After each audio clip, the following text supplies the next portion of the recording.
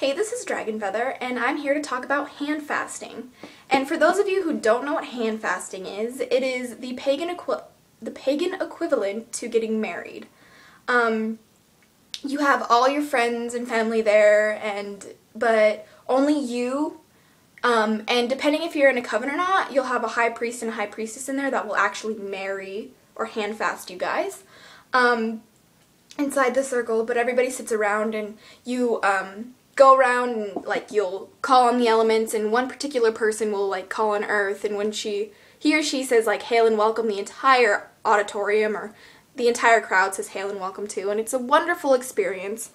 For those of you who would have people who would be participating in stuff like that, my family, I know that my grandparents, my Mormon grandparents would absolutely refuse to come, which is really sad.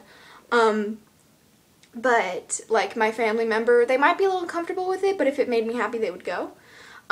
So that's how I want to get married, but my, probably in the future, depending on who I am with, will probably be oh, I don't know, or they'll be yeah, of course, but if they're I don't know, then we'll just agree to get married and hand fasted, so it's just all good. So yeah, hand fasting.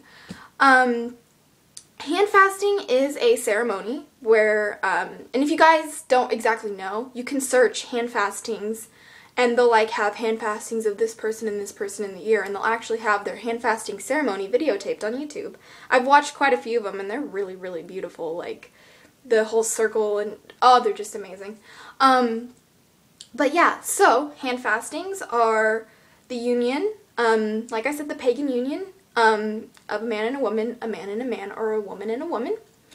And it is done by the high priest and priestess of a coven, or just if you don't know one, then you would probably hire a high priest or priestess, which is wonderful. And they just call upon the god and goddess and all the elements, and basically say, as you as my witness, please, unify these things. And they do these not all the time, but they hold hands and they wrap this rope or cord, or sometimes a piece of thin fabric that's cut this thin.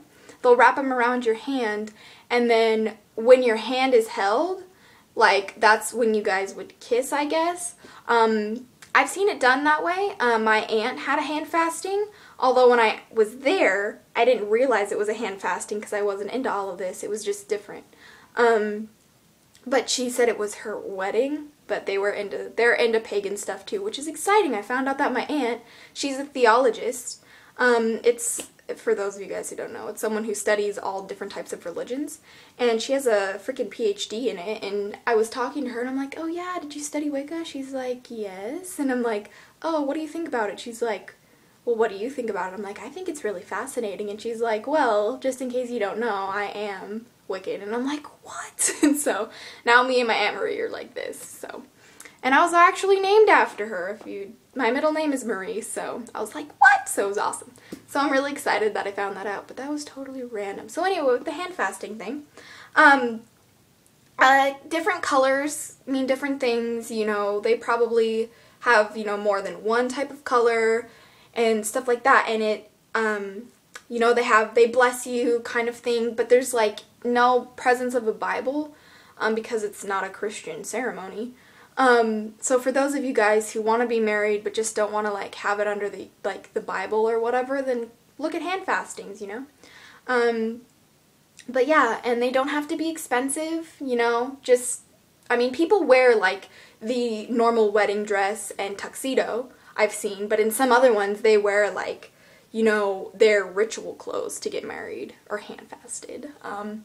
So it's a wonderful experience if you've ever gotten the privilege to be by one. I didn't get a traditional one. There was no circle or anything.